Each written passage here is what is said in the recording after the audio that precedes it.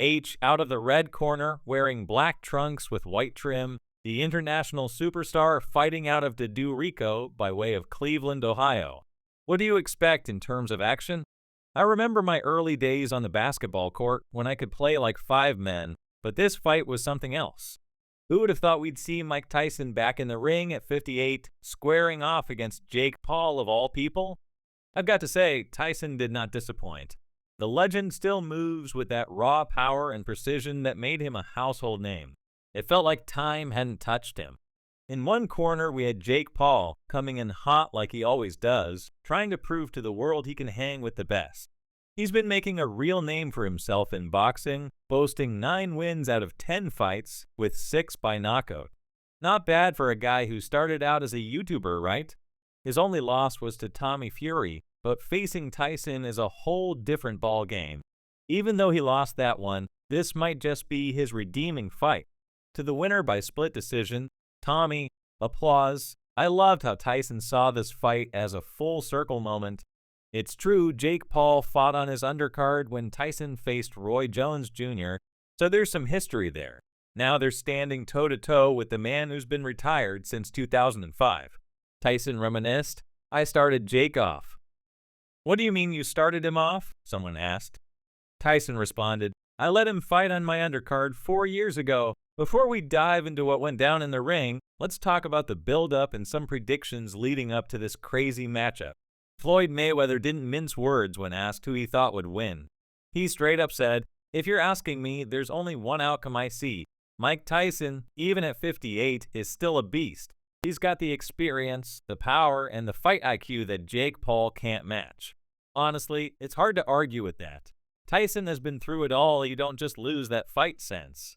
Joe Rogan had a more torn perspective. He has mad respect for Tyson and knows that the dude still packs a punch that could send anyone into another dimension.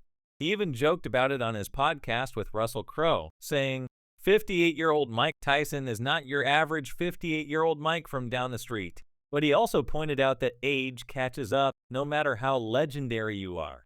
Rogan noted, "I'll tell you what, the one thing he doesn't want to do is fight Mike." "Why?" someone asked. "I don't know. I don't give a damn if he's 55. That's still Mike. My God, Mike's in good shape too. He trains every day." Rogan brought up a good point, though. Jake Paul isn't a joke anymore. He's fought real opponents, including former UFC champs like Tyron Woodley, and recently secured a solid win over bare-knuckle fighter Mike Perry. Despite all the trash talk, Paul's got skills. Rogan summed it up perfectly. This fight really comes down to whether Tyson can land that one big blow on the younger, quicker Jake. He always tells people, forget that Jake Paul is a YouTube guy and just watch him box. The kid can fight. 100%. That Tommy Fury fight really showed that. Speaking of trash talk, the press conference on May 17th was heated. Jake Paul didn't hold back, telling the world, "I'm going to knock this old man the F *** K out." Bold move, right? Tyson didn't flinch, though, clapping back with, "I'm going to F *** K Jake up. How am I going to lose if he couldn't even beat Tommy Fury?" Tyson might be 58, but he wasn't about to let some kid disrespect him like that. I don't know if he's in his prime. He should be lean and mean. "He's fat," Tyson exclaimed. Despite the insane 31-year age gap, the biggest in pro boxing history, Tyson didn't seem fazed at all. He brushed off anyone claiming the fight was just a gimmick. Even though Jake Paul has been on fire with back-to-back first-round knockouts, Tyson came into this bout looking like he had something to prove. All the talk, all the hype, was building to one explosive showdown.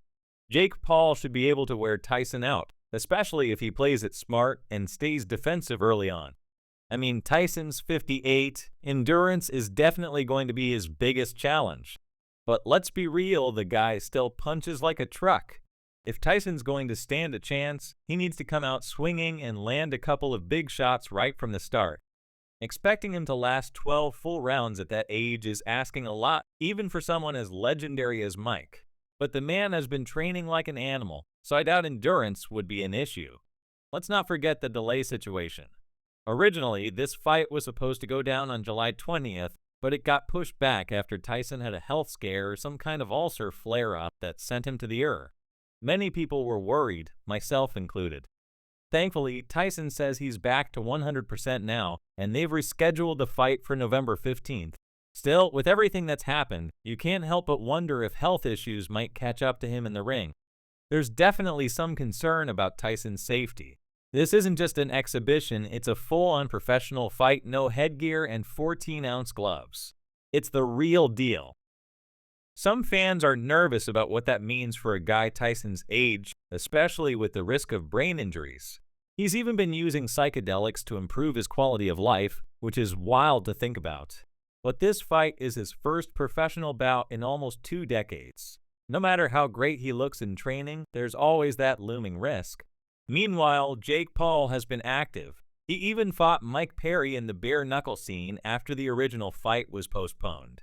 That definitely gives him an edge in terms of recent experience. He's younger, faster, and has been consistently fighting, while Tyson's been dealing with health issues. That doesn't change the fact that Tyson's power could turn the fight around in a second, but it's clear Paul is coming into this fight prepared. Let's talk about their previous fights and see what we can take away from that. Starting off with Mike Tyson, his last fight was back in 2020 against Roy Jones Jr. It was more of an exhibition match. Both guys were past their prime. Tyson was 54 and Jones was 51. But you could still see flashes of their greatness. Tyson definitely looked stronger. He was the aggressor, landing more punches, especially those signature body shots. In the end, it was called a split draw, but let's be real, most people felt Tyson had the upper hand. He landed 68 out of 193 punches, which doesn't sound like a lot, but compared to Jones, who only landed 37 out of 236, it's clear Tyson was more accurate and effective.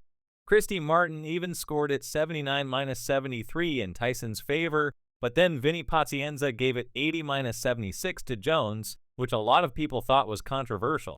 Chad Dawson had it as a draw. So even though the official result was a draw, it was pretty obvious who controlled most of the fight. As round 1 started, Tyson came out swinging aggressively, doubling up on left jabs and targeting Jones' body. Jones relied on movement and clinching to disrupt Tyson's rhythm, but Tyson's aggression earned him the round. The referee had to be on the ball. Mike Tyson expected to come out as fast as possible and see what Roy was doing. Jones adjusted, using lateral movement and landing a few jabs of his own. Tyson responded with a solid right hand, but Jones managed to tire Tyson by clinching frequently. The round was more competitive, but Jones edged it out. Boy, you ain't come to play your money, B-time, undefeated. These two were way past their primes, but looking at the start of round 3, Tyson continued to pressure Jones, focusing on body shots and dominating inside the clinch. Jones tried to evade Tyson's attacks, but absorbed significant punishment. Tyson's bodywork started to wear Jones down. During the 4th round, Tyson hurt Jones early with strong body shots, forcing Jones to clinch to avoid further damage.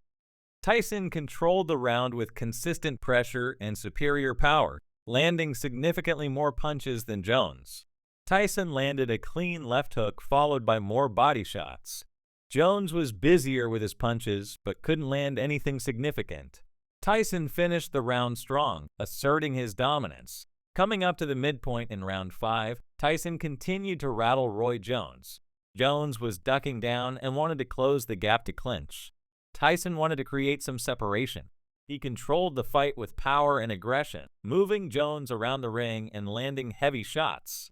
Jones briefly switched to a southpaw stance and landed a decent left hand, but it wasn't enough to shift momentum in his favor. By round 7, Jones showed signs of exhaustion, while Tyson maintained superior conditioning, landing shots to the body and head.